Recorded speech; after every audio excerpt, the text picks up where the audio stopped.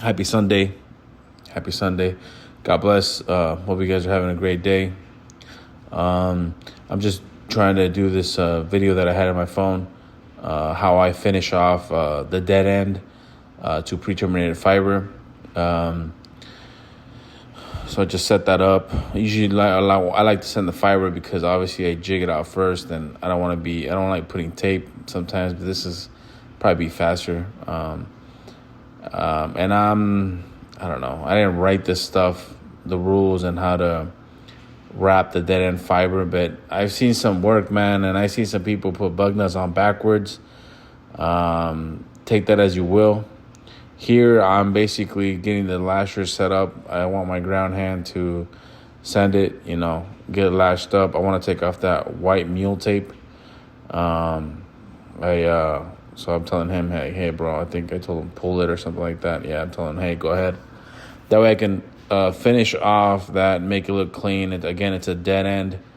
And I put a nice coil there. That's how the prime said, hey, that you just leave a nice coil and it should be fine. Some people would say, oh, put it up in a snowshoe and stuff like that, but I think it's like 15 feet or something like that, and I'm not trying to. They just said it was fine like that. It's faster for me. Do my connection, make sure there's no dirt in that connection for the terminal. That's a dead end. So I'm just trying to make it look nice. I have some pride in my work. Make it look clean as possible. And so there, I can't reach. I'm not trying to go into that people's property. I'm off on the side of the road, something like that. Double check that I was not gonna run over any lines of water or pipes or anything like that. We always check before going into any type of ground that's not the road, especially with the big truck. I set it up this way. Again, the prime says this is fine. Some people would say, why are you not putting those terminal ends facing the pole? But as long as it's within reach, the prime said that's completely fine.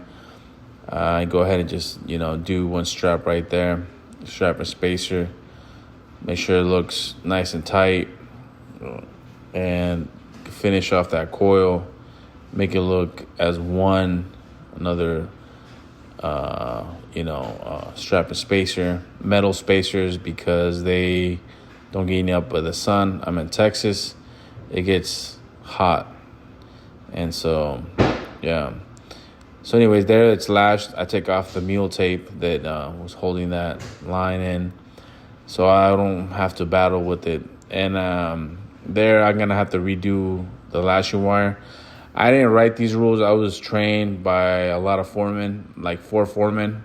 They were like, yeah, man. From what I saw, they knew what they were doing. And they always told me, tying the bug nut towards the pole always. So there I'm undoing it. Why? Because that terminal, I want that tail. I'm retightening it up. And I'm putting that tail in. It's just a little thing. I don't have to do that. And then right there, I'm going in between the fiber and the strand, right? Twice. And then it wraps over the 2 bug nuts that have the washer, and then it goes over to the front twice, and then I cut it. If that makes any sense. As I was saying, I didn't. This is how they taught me always: tying towards the pole. It follows the way the lasher spun. Twice, you don't touch the fiber anymore. It goes in between the fiber and the strand twice. Then it goes around the bug nuts, around the 2 washers, tying that. And then in front, it goes to the front of the bug nuts twice or once, whatever you want to do it.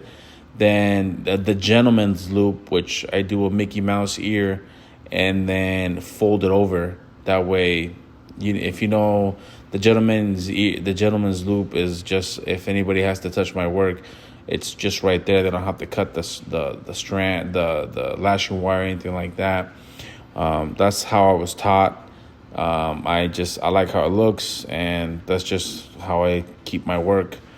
cut off all the metal straps, make sure they're tight, cut them all up. There was a group that I was with, and they told me I was always slow. I was like, whatever, dude. But see how I'm folding that in?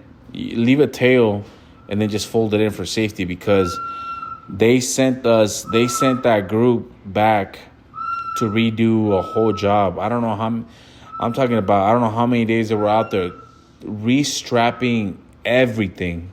Everything had to be restrapped, because what they would do is right there. See how I leave like 2 inches, and then I'm able to fold it in. That's so people don't cut their hands. Believe it or not, the technicians on that thing, they're in a hurry, what have you, and they cut their hands pretty nasty. Those straps, if you know about those straps, those things cut you so bad, bro. They will slice your fingers open. And I guess a guy got really cut really bad, so they had to send that group back. They told me you're good, because that's what I was taught, always fold that in. There's some people that even take more time, and they have a special tool, or if you know how to do it, comment. That basically has it leaves like a little pig. It folds it into a little roll inside of itself, and that's like super nice and neat. I like how that looks, but I don't have that tool, or really hadn't had the time to like really mess with that. They told me as long as you fold them in, people don't have to cannot cut themselves. That's good. So that's just how I do it. I'll make a other video if you really want me to show how I actually bug nut everything to my standards. How I like, if I'm doing it or my ground hand's doing it, it has to look the same. It has to be the same. I drive my ground hand crazy just trying to show him how to do it correctly every single time, because that's just how I want my work to look. That's just how my protocol is, my standard is. It can't look anything different. If I say it's done, it should be done the same way every single time. It's just a quick video of it, how I do the dead end for the pre-terminated fiber. So any questions, hit me up. Peace.